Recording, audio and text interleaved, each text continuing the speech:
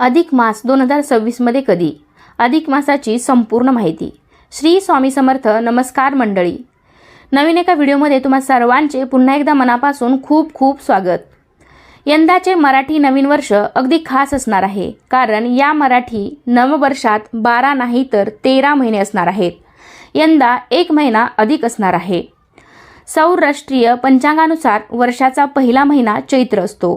सूर्य जेव्हा मेष राशीमध्ये प्रवेश करतो त्यावेळी भारतीय सौर पंचांग सुरू होते. चैत्र महिन्यापासून वसंत ऋतूची सुरुवात होते. गुढी उभारून नववर्षाचे स्वागत केले जाते. हिंदू नववर्ष प्रत्येक वर्षी नवे संवत्सर नाम घेऊन येते. नववर्षात अधिक मासाची सुरुवात 17 मे 2026 रोजी होईल आणि 15 जून 2026 रोजी समाप्त होईल. याचा अर्थ असा आहे की 2026 मध्ये 2 ज्येष्ठ महिने असणार आहेत. एक असेल नियमित तर दुसरा असेल अतिरिक्त ज्येष्ठ. अधिक मासाच्या पहिल्या दिवशी व्रत ठेवणे अत्यंत शुभ मानले जाते. या दिवशी व्रत करणाऱ्या व्यक्तींना पापापासून मुक्ती मिळते असे सांगितले जाते.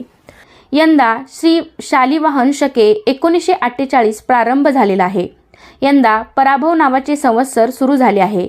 यंदाच्या वर्षी ज्येष्ठ अधिक मास आहे. दर 3 वर्षांनी 1 महिना अधिक असतो. जगभरातील अनेक संस्कृतीमधून दैनिक व्यवहाराकरिता चांद्र तर वार्षिक व्यवहाराकरिता सौर कॅलेंडर वापरले जाते. अशा प्रकारच्या कॅलेंडरला चंद्र सौर कॅलेंडर म्हणतात. पृथ्वीवर होणारे ऋतूबदल हे सूर्यामुळे होत असतात, त्यामुळे सौर कालगणना महत्त्वाची ठरते. पण त्याच वेळी हेही खरे आहे की सूर्याच्या स्थान बदलामुळे होणारे बदल सहज लक्षात येत नाहीत. त्यामुळे दैनंदिन जीवनचर्या ठरवत असताना सूर्यामधील बदल नोंदवून कालगणना करता येत नाही. चंद्राचा आकार आणि जागेतला बदल सहज नोंदवता येतो, त्यामुळे दैनंदिन व्यवहाराकरता चंद्र उपयोगी ठरतो. मराठी पंचांगानुसार दर 3 वर्षांनी 1 महिना अधिक धरला जातो व ते वर्ष 13 महिन्यांचे असते. अधिक मासाला पुरुषोत्तम मास, मलमास, धोंड्याचा महिना असेही म्हणतात. अधिक मास येण्याची पद्धत पूर्णपणे खगोलशास्त्रीय आहे. सूर्याधारित पंचांग पाळणाऱ्या आसाम, ओरिसा, केरळ, तमिळनाडू, पश्चिम बंगाल या राज्यात अधिक महिना नसतो. तो फक्त चांद्र पंचांग वापरणाऱ्या महाराष्ट्र, आंध्र प्रदेश, कर्नाटक, गुजरात आणि मध्य प्रदेश यासारख्या राज्यात पाळला जातो असे सांगितले जाते. अधिक महिना नेमका येतो कसा? पृथ्वीची सूर्याभोवती एक फेरी साधारण 365 दिवस 5 तास 48 मिनिटे आणि 43 सेकंदांनी पूर्ण होते.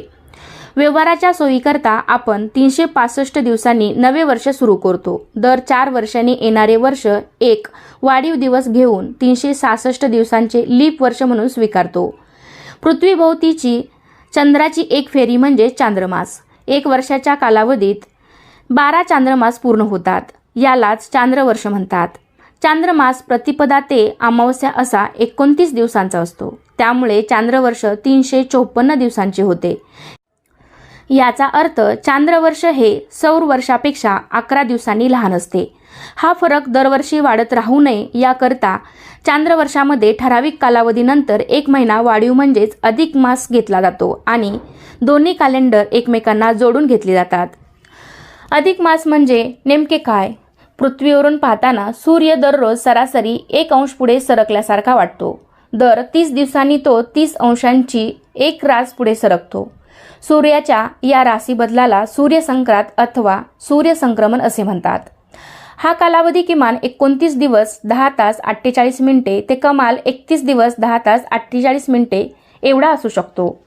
चांद्रमास हा शुद्ध प्रतिपदेला सुरू होऊन अमावस्येला संपतो. चांद्रमास किमान 29 दिवस 5 तास 44 मिनिटे ते कमाल 29 दिवस 19 तास 36 मिनिटे असतो. या कालावधीत एकतरी सूर्यसंक्रांत होते. चांद्रमास हा सूर्यमासापेक्षा नेहमी लहान असतो. याचा परिणाम म्हणून एखाद्या चांद्रमासात एकही सूर्यसंक्रांत होत नाही. या चांद्रमासाला असंक्रांती मास म्हणजेच अधिक मास म्हटले जाते. आधी अधिक मास, मग निज मास. चैत्रापासून अश्विन महिन्यापर्यंतचा कोणताही 1 महिना अधिक मास म्हणून येऊ शकतो, कारण या महिन्यातच सूर्याची गती मंद असते व त्याला एका राशीतून दुसऱ्या राशीत जायला जास्त वेळ लागतो. क्वचित कार्तिक वा फाल्गुन महिन्यातही अधिक मास येतो. त्यावर्षी एकाच नावाचे 2 चांद्र महिने असतात. अगोदरचा अधिक मास आणि नंतर लगेच येणारा महिना हा निज मास असतो. एखादा विशिष्ट महिना अधिक मास आला की 19 वर्षानंतर तोच महिना अधिक मास म्हणून येऊ शकतो. सरासरी 32 महिने 16 दिवसांनी हा अधिक मास येतो. चैत्र ते अश्विन या महिन्यात अधिक वेळा, तर कार्तिक व फाल्गुन या महिन्यात क्वचित अधिक वेळा अधिक महिना हा येऊ शकतो. मार्गशीर्ष, पौष आणि माघ या महिन्यात अधिक मास कधीही येत नाही. क्षय मास येतात. धन्यवाद. श्री स्वामी समर्थ.